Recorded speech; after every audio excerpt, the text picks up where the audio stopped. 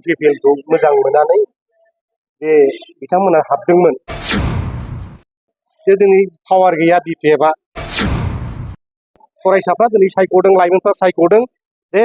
दिनैहाय प्रमद बर'जों जाला दा बे हिंसासो प्रमद बर'आ हिंसा खालामदों दा एमपि इलेक्सना सफैगासिनो दङ मास मोनथामसोल'सै बेनि गेजेराव दिनै एमपि इलेक्सना जासिगोन दा बेनि थाखाय जोंनि बिपिएफ पार्टियाबो साखाफारा जानानै दङ आरो गोबां जों जयनिं हाबाफारि खालामबाय दा बे 3 बोसोराव इउपिपिएल सरकार मोनसे परिबर्तननि नाम लानानै फैदोंमोन मोनसे सोलायनाय लाबोगोन लाइमोनफोरनि आखाइ आखाइ खामानि होगोन साख्रि बाख्रि होगोन होननानै नाथाय दिनै बिथांमोना बे बिथिङाव फेलें जादों जायनि थाखाय दिनै गोबां रोजा रोजा बर' लाइमोनफ्रा आरो गुबुन गुबुन हारिनि लाइमोनफ्राबो दिनै इउपिपिएलखौ मोजां मोननानै जे बिथांमोना हाबदोंमोन बै समावहाय दा बिथांमोना नागार दिनै बिपिएफ दोलोआवसो जयेन जाफिनगासिनो दङ दिनै बेखौनो बुजिनो हायो जे दिनै पावार गैया बिपिएफआ गभर्नमेन्टआवबो गैया जों प्रमद बर' सालायबाय थादों नाथाय माब्रै जोंनि बिपिएफ दोलोआव हाबफैखो बे माने सिन्था खालामनांगौनि दिनै दरखार बिथांमोना हाजारखि जोंनाव हाब्रु सारा मानो बिथांमोना गावसोरखौनो फोसाबनानै लाथों माने दिनैहाय बिथांमोना बायदिसिना बुंबाय थायो माबा रेजर्टआव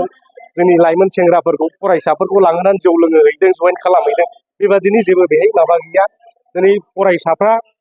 दिनै जायफोर 18 बोसोर जाबाय 18 बोसोर जानाय लोगो लोगो भट होनो मोनो बिसोरो सायख'नो हानायनि गोहो थाबाय ओंखायनो एडाल्ट फ्रान्सिस हिसाबै बिसोरनो भट होनानै गावसिनि बिजाथिखौ सायख'नो हानाय गोहोखौ होदों दिनै भारत सरकारा संबिधाननि गेजेरजों दा बिथांमोना गावसिनि दैदेनगिरिखौ सायख'नो हायो दा बिथांमोना दिनै सायख'दों फरायसाफ्रा दिनै सायख'दों लाइमोनफ्रा सायख'दों जे दिनैहाय प्रमद बर'जों जाला बिथाङा खालि खुगायावल' दिनै गोथाव बाथ्रा बुङो नाथाय खामानियाव मोनसेबो गैया दिनै साख्रि बाख्रिखौबो नेनानै आंगायलांबाय डिसेम्बर होनो डिसेम्बरा जोबलांगासिनो दङ दिनैहाय अक्ट'बर होनो अक्ट'बराबो जोबलांगासिनो दङ जुन मास होनो मालाबा जुलाइ मास होनो बेबो जोबलांगासिनो दङ बेनिफ्राय बुजिनो हायो जे प्रमद बर'आ साख्रि होनो हाया बिटिसिआव साख्रि होनो हानाय गोहोआ गैला 16टा डिपार्टमेन्टल' नङा गासिबो डिपार्टमेन्टआ थांबाय दिनै रोखा फोरमान जादों आरो दिनै बिथांमोनहा गामि सोसननानै बिराद गावसोरखौ माने जाहिर खालामबाय थानाय बिराद गिदिर खामानि मावदों खिन्थु दिनै बे सनितपुर बिश्वनाथ जिल्लायाव 41टा बर' गामि सोदेरदों होनदों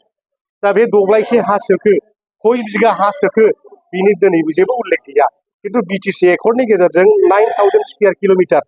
बेजों हा लानानै मोनसे एरिया जादोंमोन नाथाय एक्सटेनसनाव खय बिगा हाखो बेखौ दा बे बिथांमोना क्लियार खालामनो हाया दा बेनि थाखाय गामि सोसनदों मादों रंजानांगौ बाथ्रा गैया दिपेन बर' बिथाङा दाख्लै बुंदों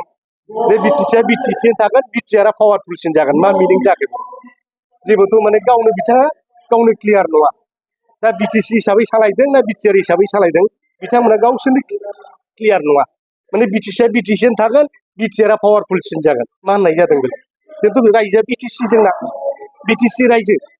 दा बिटिआरआ मा बिटिआरआ जाबाय मोनसे काउन्सिलनि गाहायावसो काउन्सिलासो देरसिन काउन्सिलनि सिङावसो रिजन जानो हायो बेखौ 6 सिडुलाव अलरेडि लिरनाय दङ बिथांमोना बेखौ बुजिनोनो नाजायाखै संबिधाना मा बिथांमोना 6 सिडुला मा बुजिनो नाजायाखै दा बेहाय दिनै 41टा गामि सोनानै दिनै बिटिसिखौ मोनसे सेटेलाइट काउन्सिलनि मदआवसो लांनो थांगासिनो दङ ओंखायनो जों खावलायदों कन्टिगिउटि जानांगौ बाउन्डारिया माजबाटनिफ्राय ओरै फासनि दैनिफ्राय कन्टिगिउटि जालांनांगौ दा 41टा गामि सोदों बे कन्टिगिउटि जानांगौ समस्तिया बेखौ माने लाजोबनांगौ बेहाय उदालगुरि डिस्ट्रिक्टजों बेखौ मार्च आप खालामनांगौ बेसो जानांगौ बाउन्डारि थानांगौ बेहाय खय बिगा हा हाबदों बिनि दिनै डिक्लारेसन नांगौ बाउन्डारि डेमार्केसन नांगौ जों होमबासो जों बेहाय गोजोननो मोनगोन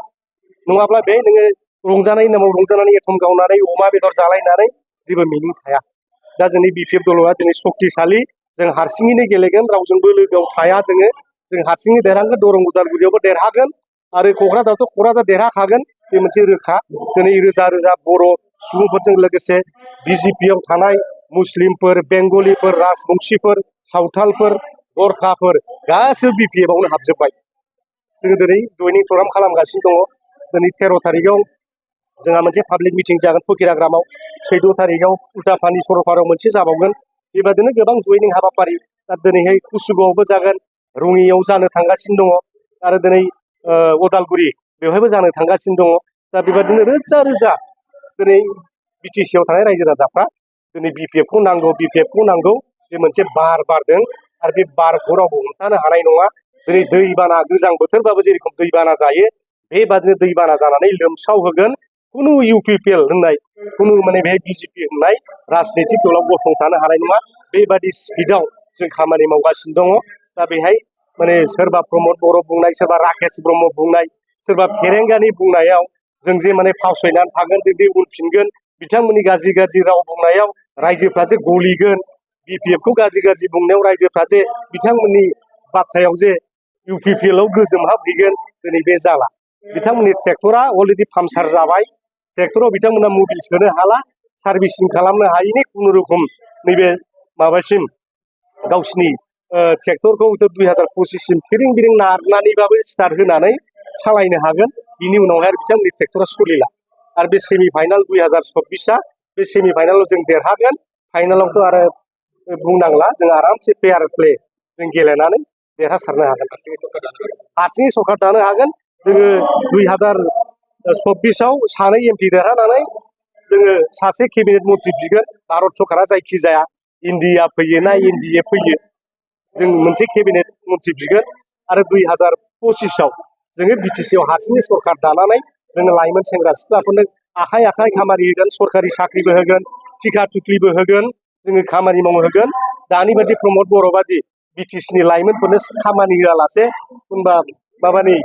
बेंगलनिफ्राय लाबोनानै बङाइगाव बरपेटा नगाव मरिगाव गुवाहाटीनिफ्राय तिनसुकियानिफ्राय डिब्रुगड़निफ्राय थिकादार लाबोना जों मावोबा जोंनि फैसाया BTC आवनो सार्कुलेसन जाबाय थानांगौ थिकादारा क'क्राझारनिफ्रायनो ड्रेस बायगोन क'क्राझारावनो बाला अन्थाइ बायगोन क'क्राझारावनो रड सिमेन्ट बायगोन बेबादिनो जोंनि फैसाया BTC नि मोनब्रै जिल्ला बा मोनबा जिल्लायावनो जाहाथे सार्कुलेसन जायो बयबो थाइसे थाइनै आरजिनो हायो बयबो जाय जेखौ रोंगौ बेखौ मावनानै मोनजानो हायो बिनि बेबस्थाखौ जों खालामो बे खुनु बरबादनि खोथा गैया सासे 18 बोसोर जानाय सासे सेंग्रा सिख्लानो दिनै भट होनायनि मोन्थाय होबाय देट मिन्स मा बे सायख'नो हानाय गोहो दङ जे आं सोरखौबा भट होगोन आं ट्रेक्टरावबो होगोन बा नांगालाव भट होगोन बे सायख'नो हानायनि गोहोखौ बेनो होदों ओंखायनो बे माने गावनिबो जिबनखौ बरबाद खालामनायनि खोथा गैया बेवहाय बे गाव डिसाइड खालामना फैदों बे जे फार्स्ट बे बिदि बोसोरथाम बोसोरब्रै बोसोरबानि उनाव प्रमद बर'आ सरकार थाबाय थायोबा आं BA पास जाखानानै साख्रि मोनहैनाय नङा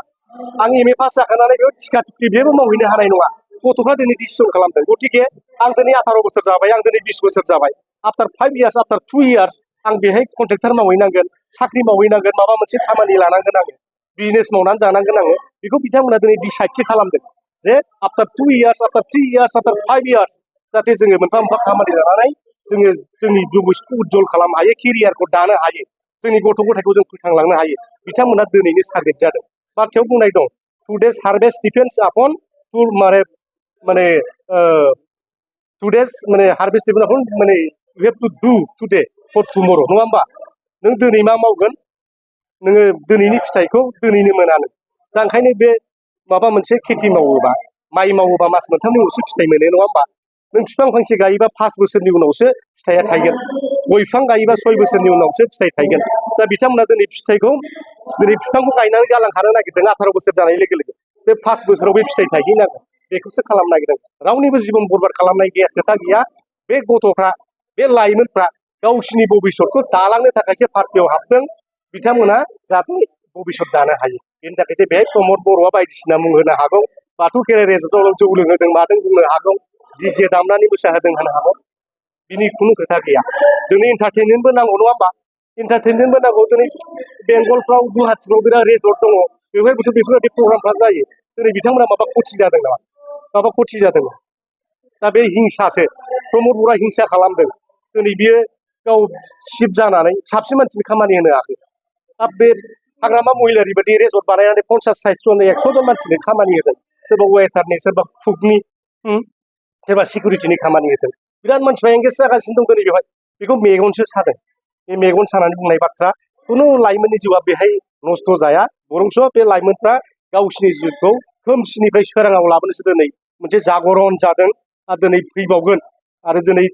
13 थारिखआवबो जयनिं जागोन 14 थारिखआव जयनिं जागोन 17 थारिखआव जयनिं जागोन 21 थारिखआव जयेन जागोन हाजार लाख लाख लाइमोनफ्रानो जयनिं जानो नागिरदों बेहाय बिथांमोना गावसिनि जिबनखौ दानोसो फैनाय